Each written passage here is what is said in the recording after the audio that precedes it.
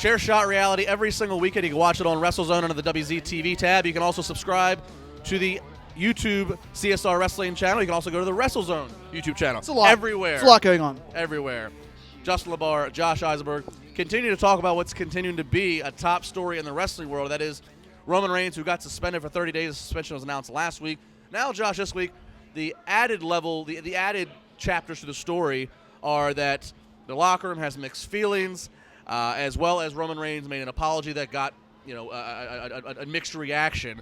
But you maybe think differently, because I saw your Twitter. I actually don't think it happened. Yeah. I don't think the Roman Reigns apology happened, and multiple sources coming out of this story are saying that this apology never happened. When you think about it, when you think about the Roman Reigns apology, Dave Meltzer, obviously very credible, not just on the bar, but very credible guy in the wrestling circle, saying that he was told to apologize to the locker room about what happened.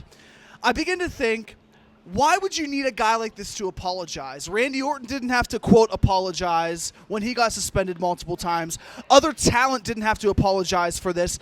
So I begin to wonder, what is the point of Roman Reigns apologizing? What outcome does it make? Hey, guys, I'm sorry that I tested positive for whatever drug it was. But the more interesting thing that I think is very, very intriguing to me is we still don't know what he tested positive for. We never will. There's no rumors. There's no, maybe it was marijuana, maybe it was a drug, maybe it was amphetamines, performance-enhancing drugs. Amphetamine's the one that I heard, but again, like that's everybody's gonna throw everything out there. So. Exactly, but my biggest thing with Roman Reigns coming back, and you don't necessarily need Roman Reigns to say something when he comes back.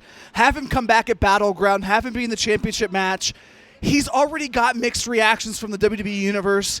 From what we've known previously to this, he's never been a guy that's gotten bad rap in the locker room, backstage. He's been a pretty easygoing guy. There's never been stories about it. Let's remember, he comes from the most prideful family in pro wrestling. One of them, sure. So, you find out what you find out. It's very interesting, and it's good stuff, because what it tells me is, and first off, again, not saying Dave Meltzer's making anything up, because, quite frankly, I've been in a position. You hear what you hear. You hear what you hear. Where or why it comes from, is there agendas? It's such a weird – pro wrestling is such a weird thing to report on, because it's so hard to prove things.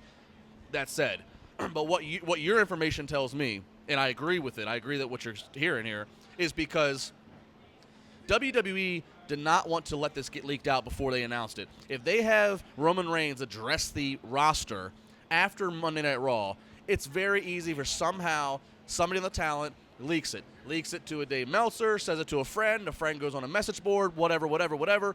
If you think about it, the announcement was made, the official announcement by WWE was made on Tuesday at about 3 p.m. Eastern. They were out in Arizona time zone at that point for SmackDown. That's right about the same time when the talent is arriving, is sitting down and hearing from management, so it makes sense that they had to go public at the same time that they told the talent, because they did not, because I bet you Mark Carrano, Triple H, Vince, Stephanie, the elite circle knew, but they kept it away from anybody else. It makes sense that they would not want to have Roman Reigns address it, because no good comes from it. It's only going to get leaked, and you don't want that rumor going out there, and then WWE has to confirm it. It's an interesting situation. So I want to move on now. Despite, though, Josh, no apology probably given. Yeah. If you're one of his peers, how do you react to this? Nice guy from a prideful family. He's world champion. Some people believe he should be. Some people believe he doesn't. How do you react to this?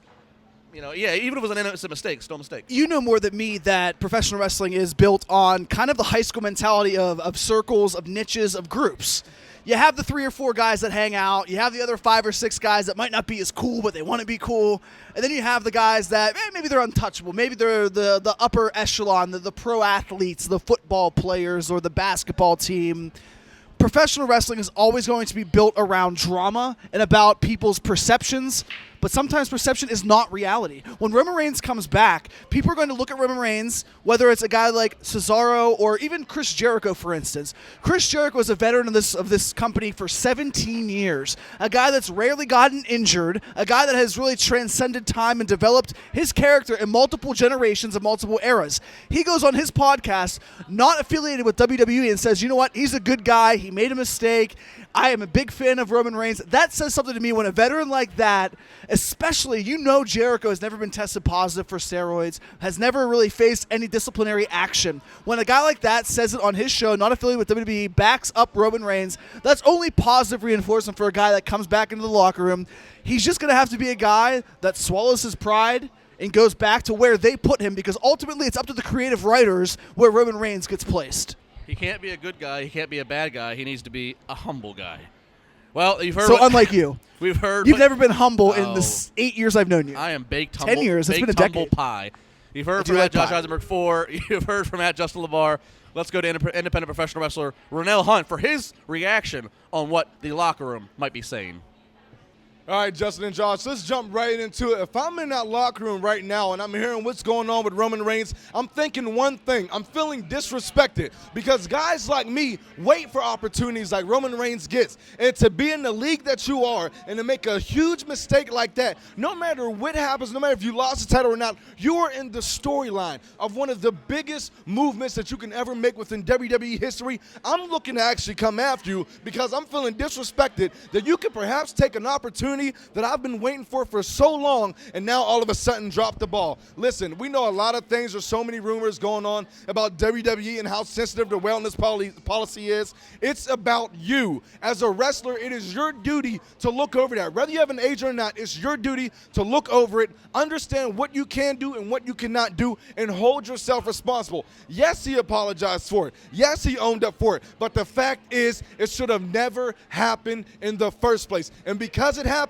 I don't think he deserves another opportunity. Let him milk out a little bit. Let that hunger build back up into him and give him a fresh start. Don't do it immediately. Give it some time and give him another start. Just let it milk out for right now.